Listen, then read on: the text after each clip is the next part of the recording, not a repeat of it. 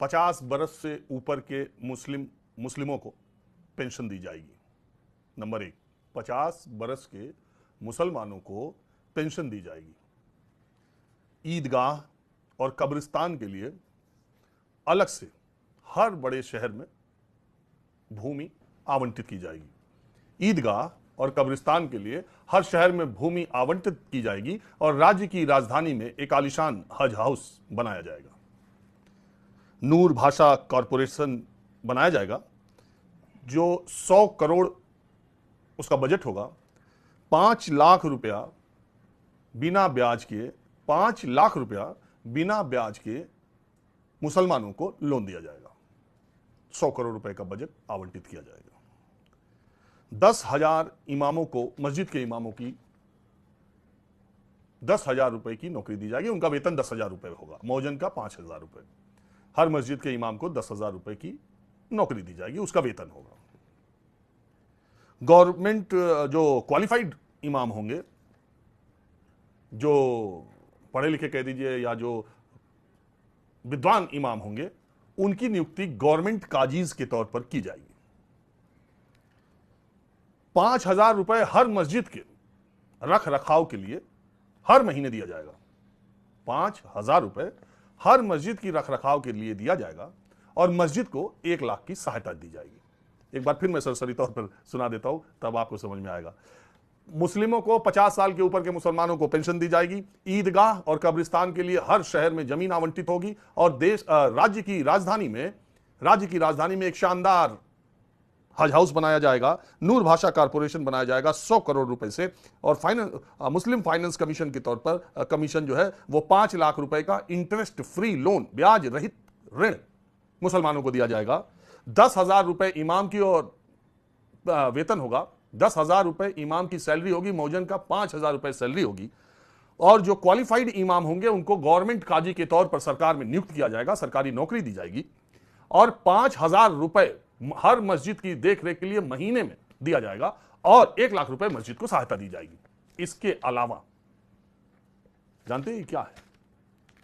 यह टीडीपी चंद्रबाबू नायडू का चुनावी घोषणा पत्र है जो अभी अभी हुए चुनाव में उन्होंने आंध्र प्रदेश की सरकार के साथ, आंध्र प्रदेश की जनता के साथ लिखित वायदा किया है। क्योंकि भारतीय जनता पार्टी भी उनके साथ थी, पवन कल्याण भी उनके साथ थे, तो ज्वाइंट मैनिफेस्टो में यह बात आई। 5 इसके अलावा 4% मुसलमानों को आरक्षण और हर मुसलमान जो हज यात्रा पर मक्का के लिए जाएगा उसे 1 लाख रुपए की सहायता, सरकारी सहायता दी जाएगी। ये 2 वायदे भी चंद्रबाबू नायडू ने किए। आपको मालूम है कि जब आंध्र प्रदेश और तेलंगाना अलग अलग नहीं था, एक राज्य था, तो वहां पर उर्दू विश्वविद्यालय और हज हाउस, शानदार हैदराबाद का हज हाउस है, आप देख लीजिए, वो भी टीडीपी की सरकार ने ही बनवाया था। चंद्रबाबू नायडू ये कहते हैं कि देश भर के जितने भी मुसलमान हैं उसमें हैदराबाद के मुसलमान सबसे ज्यादा आगे हैं और उसका श्रेय टीडीपी को जाता है। अब चंद्रबाबू नायडू एनडीए सरकार के हिस्सा होंगे, आंध्र प्रदेश में भी, और मोदी जिसके प्रधानमंत्री होंगे, मोदी सरकार तो नहीं, एनडीए सरकार के प्रधानमंत्री जिसमें नरेंद्र मोदी होंगे, उसमें चंद्रबाबू नायडू की बैसाखी पर यह सरकार चलेगी। और चंद्रबाबू नायडू ने आंध्र प्रदेश में 4% मुसलमान रिजर्वेशन का वायदा किया है और 1 लाख रुपए हज पर जाने वालों को दिया, और मैं फहरिस्त आपको बता दिया। अब सवाल उठता है कि इन चुनाव में, 2024 के लोकसभा चुनाव में, प्रधानमंत्री नरेंद्र मोदी, गृह मंत्री अमित शाह, खासकर इन 2 नेताओं ने पूरे देश के हर इलाकों में जा जाकर यह कहा कि दलितों, पिछड़ों का आरक्षण कांग्रेस या इंडी गठबंधन, अच्छा ये भी बड़ी मजेदार बात हुई, पूरे चुनाव के दौरान प्रधानमंत्री इंडी गठबंधन बोलते रहे, गृह मंत्री अमित शाह इंडी गठबंधन बोलते रहे। ये तो बात समझ में आती है कि उन्हें इंडी गठबंधन कहे, लेकिन इस देश के तमाम पत्रकार और मीडिया चैनल भी इंडी गठबंधन कहते थे। मैं दावे के साथ कह सकता हूं कि न्यूज 24 को छोड़कर सारे चैनलों ने तकरीबन पूरे समय इंडी गठबंधन चलाया। हमने हमेशा एक तरफ एनडीए, दूसरी तरफ इंडिया, व्यक्तिगत तौर पर भी और चैनल में भी, और कभी भी किसी भी कार्यक्रम में हम बोलते रहे इंडिया गठबंधन, इंडिया गठबंधन। उसमें सीधा सत्तर किए था कि एनडीए में नेशनल डेमोक्रेटिक अलायंस है और इंडिया में भी ए का मतलब अलायंस है, तो अगर आप एनडीए बोलते हैं तो आप इंडिया बोलिए। अगर आप, वैसे तो हम लोग एनडीए गठबंधन, इंडिया गठबंधन भी बोलते हैं, लेकिन एनडीए और इंडिया होना चाहिए। लेकिन अगर आप या तो उधर एनडी बोलिए तब इधर इंडी बोलिए, लेकिन ऐसा नहीं बोला जाता। लेकिन देखिए जनता की ताकत, जनता ने सरकार भी नहीं बनवाई और सारे चैनलों में अब इंडिया लिखा जाने लगा, और वो सारे, आप ध्यान दीजिएगा, और सारे पत्रकार अब इंडी छोड़ इंडिया बोलने लगे।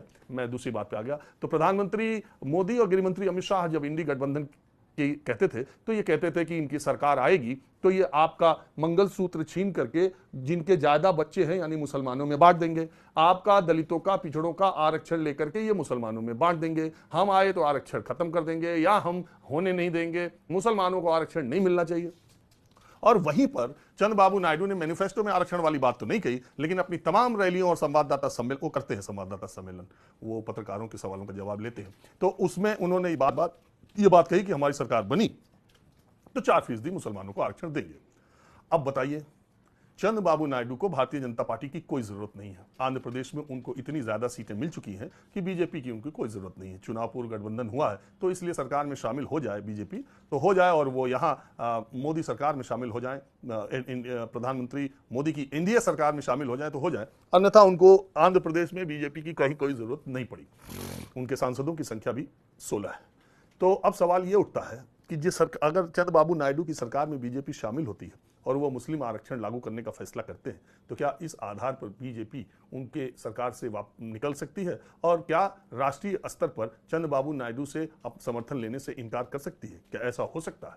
और चंद्रबाबू नायडू अपने इस वायदे को कितना जल्दी पूरा करेंगे? अगर नहीं निकलती है तो इसका मतलब, मैं जो हमेशा बोलता हूं कि सत्ता का चरित्र एक होता है, चेहरे अलग अलग होते हैं। किसी भी तरीके से आप सत्ता में बने रहें, चुनाव के पहले जो बात कह रहे हैं, चुनाव के बाद वो बात बिल्कुल बदल जाती है, क्योंकि आपको सरकार में बने रहना है।